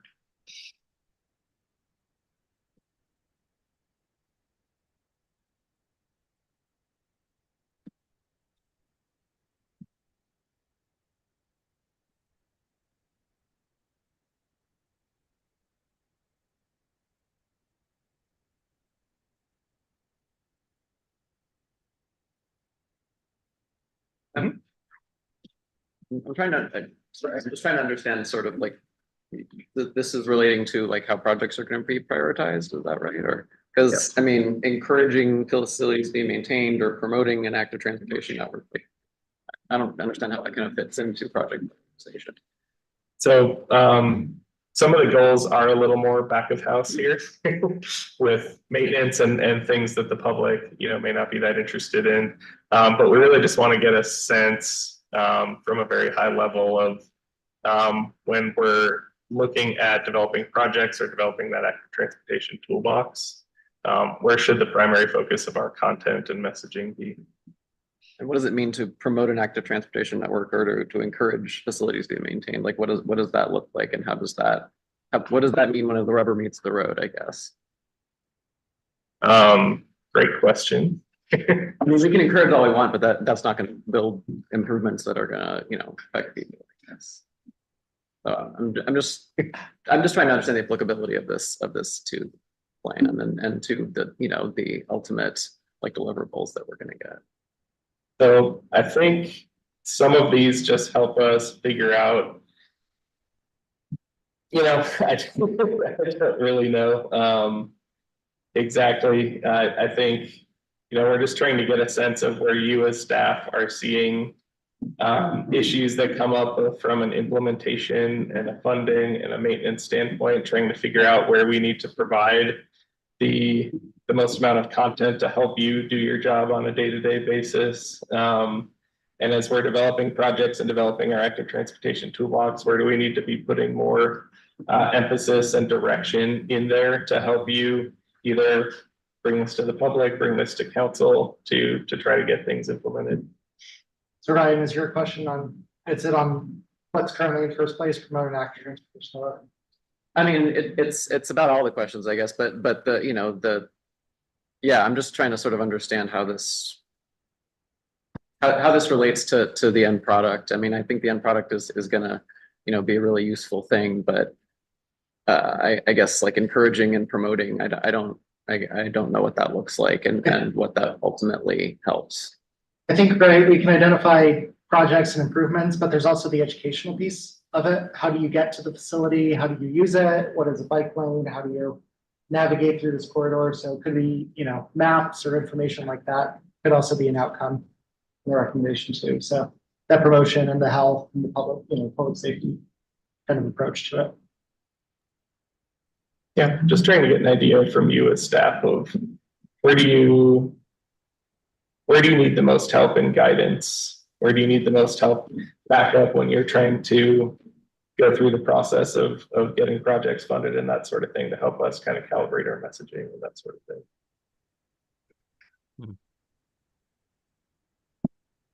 All right, it looks like we have 11 in there. Is anybody still working through this one?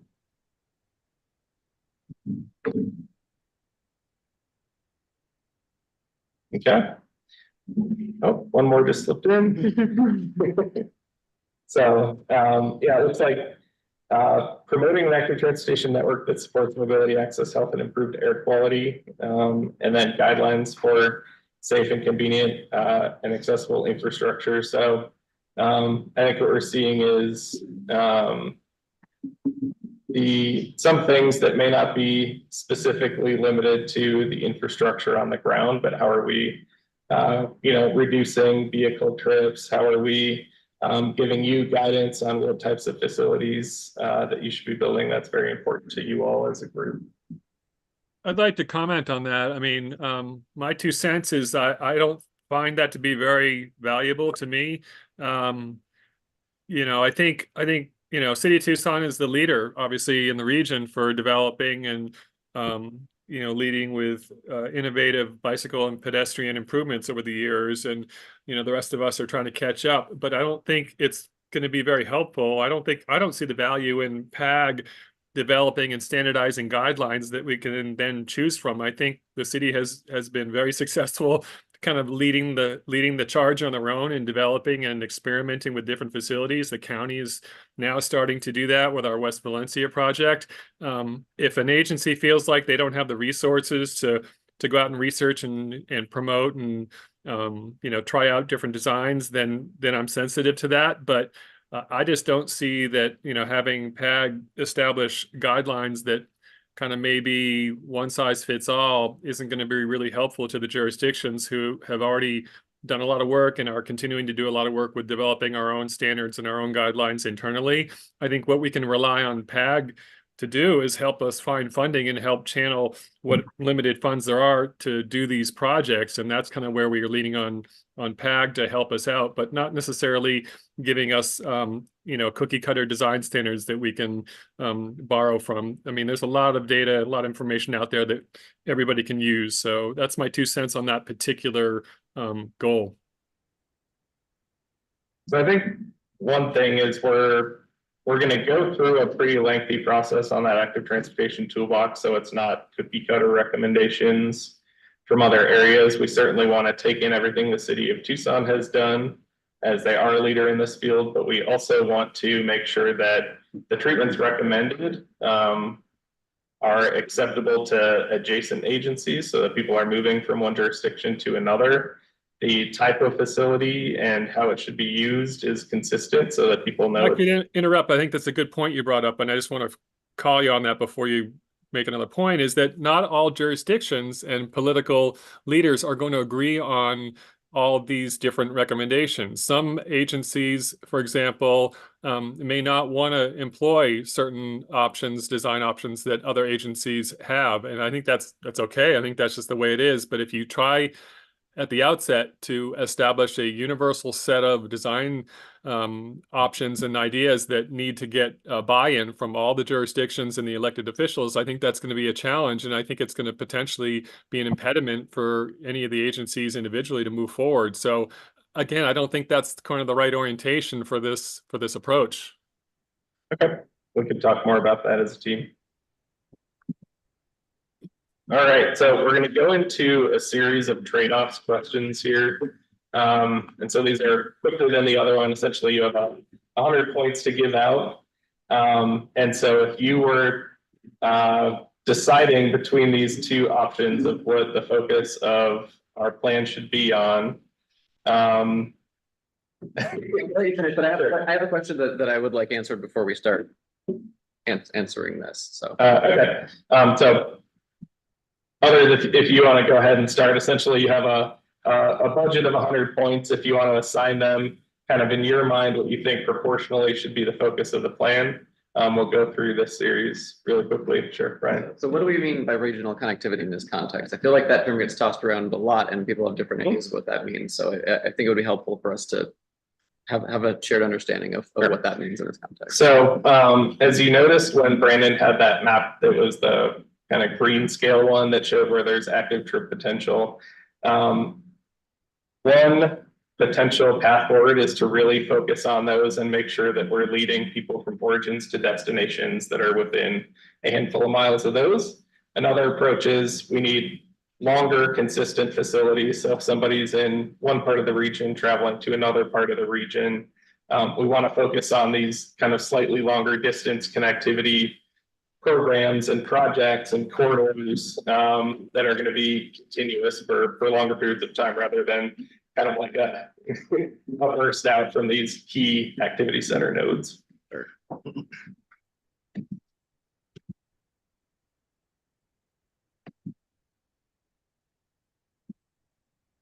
So like what would one part of the region be versus another? Like what can you give an example of like what would a regional trip be? Like would that be 1 mile? Would that be 3 miles? Would that be across jurisdictional boundaries? So yeah, the regional trips would be, on foot, probably not a ton of regional trips, but especially biking, something that's like, 3, 5, 10 miles where you're going from, Catalina foothills to U of A or something like that. That would be a more regional trip. Whereas if you're one of the hotspots that popped up was in Oro Valley around the big shopping center there, if we're focused more on, 1 mile for pedestrians and 2 to 3 miles for cyclists and focusing infrastructure to get people to that major destination. I think those are two local examples of the difference there. Yeah, I think that's a good distinction with bike trips, but for pedestrian trips, with few exceptions, they're all pretty local. So yeah. Unless you're a long distance runner, like I know Joe is. He's making some regional trips. All right, looks like we're at about 11 again. Is anybody still trying to get that in there? Looks like a slight advantage for converting short distance trips to active transportation, but still a pretty sizable focus on regional connectivity, it looks like. So not too big of a split there. All right, next one. So this one and goes to, plays off Ryan's question a little bit as well. Are we focusing on commuting and day-to-day activities, so accessing essential services, trying to get to school? Or should we focus on giving people access to recreation, whether it be parks or natural open spaces?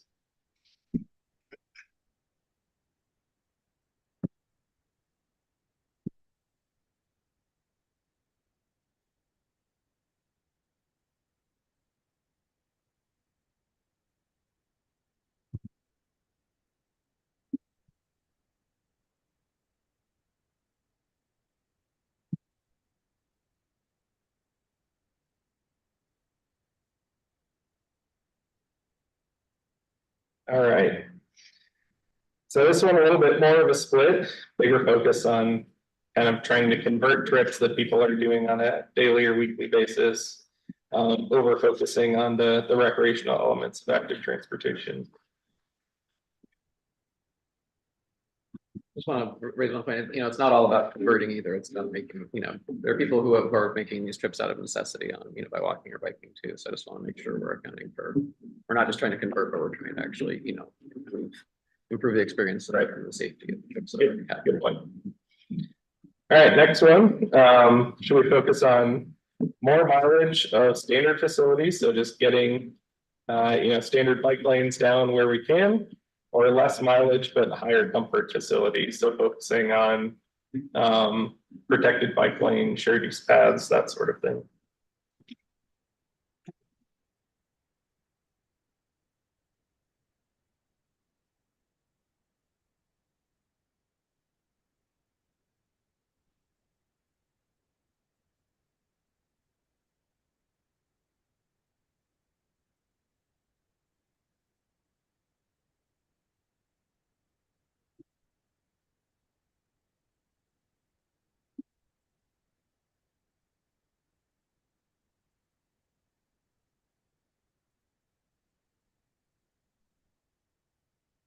All right. So it looks like a good advantage for less mileage with higher comfort facilities, but still, this is kind of similar to the first one, about a 60-40 split of still having, just getting some facilities down where we can as well.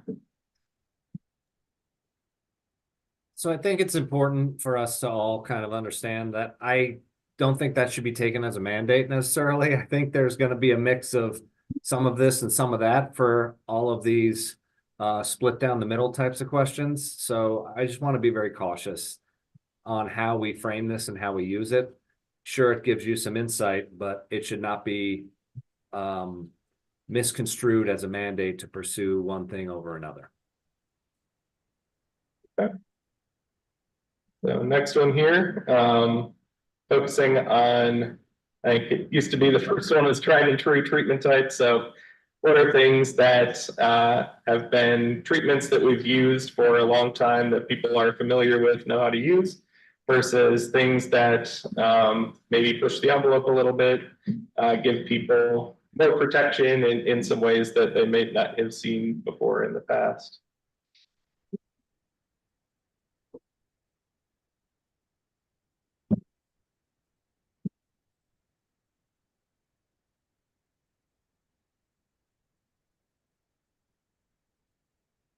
I feel like this question is also sort of up for interpretation because the new and innovative, like presumably means better, I guess, but not as like I don't know. I have trouble with this question, I guess, because I'm not entirely sure what it's meant to. I mean, it's great for us to experiment with new treatments, but you know, sidewalks. I mean, and it does seem like a lot of these questions are more bicycle focused, I guess. Like, you know, the question about like higher comfort, you know, higher lever but fewer. That seems. I mean, a sidewalk is a sidewalk, right? I mean, we can certainly make sidewalks better. Yeah, I mean, you can give it a buffer, make it wider, that sort of thing. So sure. Yeah, I guess. I don't know. We'll need a mix of both of these, I guess.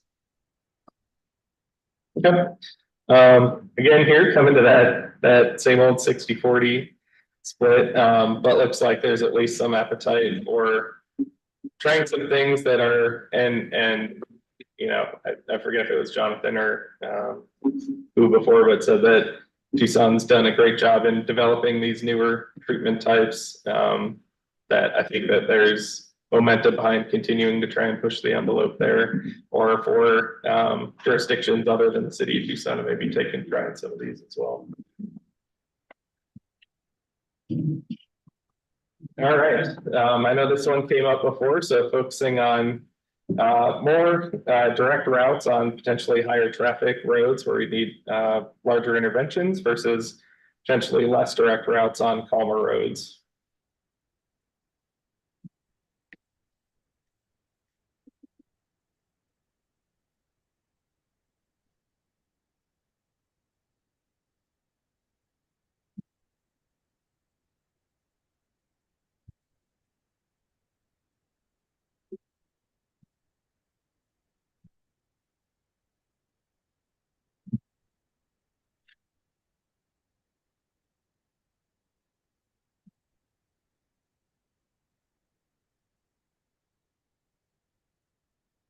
Okay. This one again, similar split, but we're definitely okay with using like boulevard treatments, that sort of thing, where we can find appropriate routes there. So it's good to know. I think a couple more here. So focusing on upgrading existing facilities for increased comfort versus adding new facility mileage.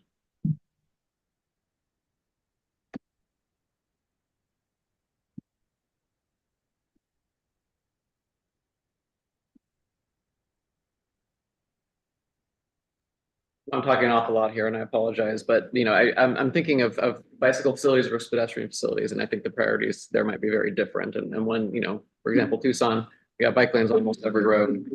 At this point, I think we're looking at upgrading the facilities. As when it comes to sidewalks or there's sidewalk gaps, you know, I think it's way more important to close those gaps than to make the existing sidewalks nice. So I have trouble with this question because I think that depending on which mode you're talking about, I have very different thoughts about that.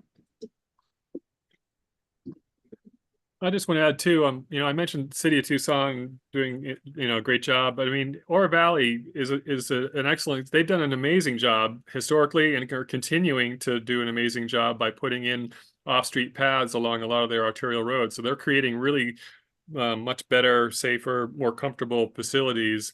But it's different from what the urban section of Tucson might use as an approach, obviously. So it's different tools for different areas, and I just didn't want to convey that only City of Tucson is doing the right thing, because I do think that Oro Valley and Marana and others are also doing appropriate improvements that are context sensitive.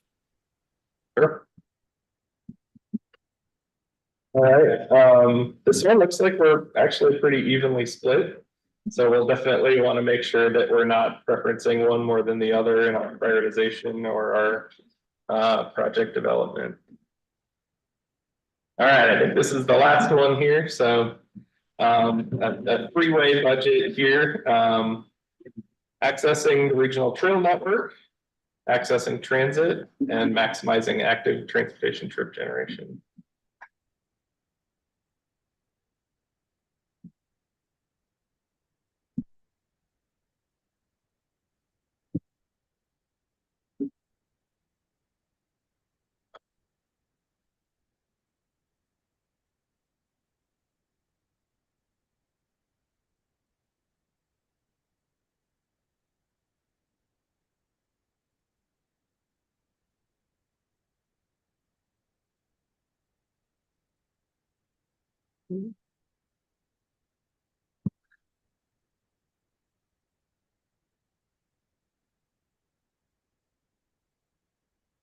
All right. So it looks like definitely a lead for maximizing active transportation trip generation, with transit being second, and facilitating the kind of longer regional or recreation trips. Lowest priority there. All right. That is all we had in the polling exercise. I appreciate you guys going through that with us. Again, it just helps us kind of calibrate in our project development and prioritization, initial prioritization process, where our thoughts and priorities should be. So we'll switch back over, Crystal, if that's okay, to the PowerPoint. And we should just have one more slide here. It'll let me. Or if Crystal, you just want to. Go ahead and try it now. I can share it. There we go. Okay, so this last night meant to have more time at the end, but I think we've had a lot of good discussion along the way in the last couple of minutes here. As you all, as Brandon and Kelly went through the analysis, and the people in the room, I know you have some maps that make it a little bit easier to see. Is there anything that's really standing out here that you think is either surprising, or anything that's not there that you think is surprising that you want us to take a look at before we even send this back out to you all again to review? One thing I'm noticing is that the traveler alignment map doesn't show all the major streets in the region. It doesn't. There's a number of collectors that are missing. Is that intentional? I think again, the map at this scale is limited to arterial streets. I think it should have all the arterials at least. There may be some collectors that I know the city of Tucson uses as like primary bike routes, that may not be on there in this map. But again, we ran all these analyses. I believe, actually, Brandon, correct me if I'm wrong, all the analyses were run on all roads in the network. For the traveler alignment, Kelly, I think it was just focused on arterial network or the arterial roadways, but yes, that one was. That's true. Okay, so yeah, if there's specific roads, if you have any in mind that you want to call out, and I have to make sure that we have in there, we can definitely. I'm curious what the reason for excluding collectors was, I guess. Yeah, for that one, the way that the tool works is it's inferring where people are traveling based on their origins and destinations. And so it infers that people are traveling more along arterials, because again, these are motor vehicle trips. And so when we know their origin and destination tracks, then it routes them along a likely path along the network. And so that's why it sort of aggregates them to the nearest arterial. So I think with that one in particular, that's a big one where the corridor shown is not necessarily where all of the improvement needs to go. It's just showing us what are the paths, like you can see a lot of the east-west arterials in the middle of the city. You see a lot of shorter distance trips along those arterials being made by car, where it may not necessarily have to be on Speedway. But if there's a parallel collector road that we could maybe leverage, it's going to serve the same trips, even if it's not directly on Speedway. And I don't know if I guess, you know, we have collectors that have as much traffic as some of our arterials, so I just want to make sure that we're not excluding these when they could be useful to this exercise. Okay. We do have a couple hands up online. So we have Jonathan and Natalie. So Jonathan, if you want to go ahead. Natalie. Thanks. Yeah, so I mean, unless and until I understand the methodology that was used to create these maps, I think they're going to be more problematic and potentially misconstrued and misunderstood.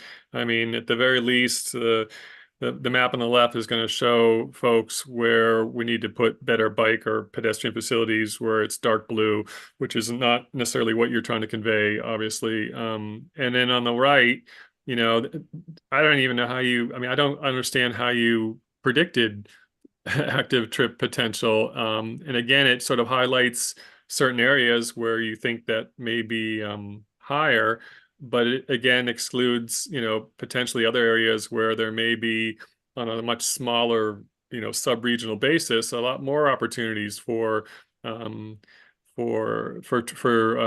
trip to be used. So I think at the regional, it's difficult. I mean, you guys have a tough job. So I want to acknowledge that, you know, trying to look at the whole region as a whole is really difficult, and to convey that information, you know, on single maps is almost virtually impossible. But I do think that these maps don't quite work, and I think there's potential for them to be misconstrued. And so I'm not sure they're the best way to convey this information, or that they should be conveyed on a regional basis. I think it's much more useful and much more true and accurate if you picked a sub area and look kind of, you know, drill down to the sub area to show where there's potential, where it makes sense that people could actually walk and bike to make short trips versus, you know, the regional scale, which is really designed for, you know, mapping automobile routes and looking at longer distances, but doesn't really apply to the typical shorter distances for bikes and peds. So I have a lot of problems with these two images. Okay. Yeah, I want to echo Jonathan's comments, just that making, you know, the methodology behind all this stuff, I think needs to be really clear and understandable. Yeah. Yep. Like Brandon mentioned, we have documentation for the methodology for all of these that we can send out when we get you that web map, so you can investigate more. And then if there's any issues you spot with that or any questions you have, you can just shoot them to Hannah and we'll address those. All right, Natalie, you have your hand up? Yeah, I just wanted to say I agree. I do think you have a difficult job. I think that maybe what Jonathan was saying can be addressed by calling it out by jurisdiction. I know this is a regional project, but it would be nice to maybe just see it jurisdiction by jurisdiction. But one thing that seems to be missing just completely from what I see is that you have nothing about employment centers. And we really need to be displacing those commuter trips in order to reduce air pollution, reduce greenhouse gas emissions. And so I think that we need to do some further analysis on these large employment centers like the University of Arizona, Raytheon, the base, places like that, so that we can determine how we can displace single occupancy car trips with active transportation modes. So I would encourage you to maybe try to incorporate that somehow moving forward. Okay. Brandon or Kelly, anything on how employment centers might factor in to the trip potential? Kelly, does it go into the active trip potential diagram because of the level of trips that are essentially around a destination? So that's likely included to some extent in the active trip potential calculations, right? Right, the active trip potential considers all motor vehicle trips under 5 miles, and so if some of those are work trips, then those are counted there, and they show up. If there are work trips that are above 5 miles, then they're not considered active, really a high active trip potential or potential to mode shift. But you mentioned activity centers, but but you're not doing the same thing with large employment locations. So I think that those can be treated in a similar kind of way as like a center or a public space that you're looking at too. Okay, thanks. All right. We're at time, so I want to be respectful of everybody and let you go. However, if there's any remaining questions, our study team is here to answer them, but want to let people go that need to get somewhere else today. So thank you. We really appreciate your time and attention and input. And so we'll be assembling all of your input today. As I mentioned, we'll do a bit of internal QC on these analysis results. And then we'll make that available to you to review and comment. All right. Thank you, everybody. Appreciate it. Thank you. Thanks, Fred. Yep. Anything else to wrap up or nope? No, well, I'll just say, and the handout, you can send that out as well. That was passed around at the meeting for the folks online. It's just a bigger version of what was shared in the presentation, which will also be posted. Okay, thanks, everyone.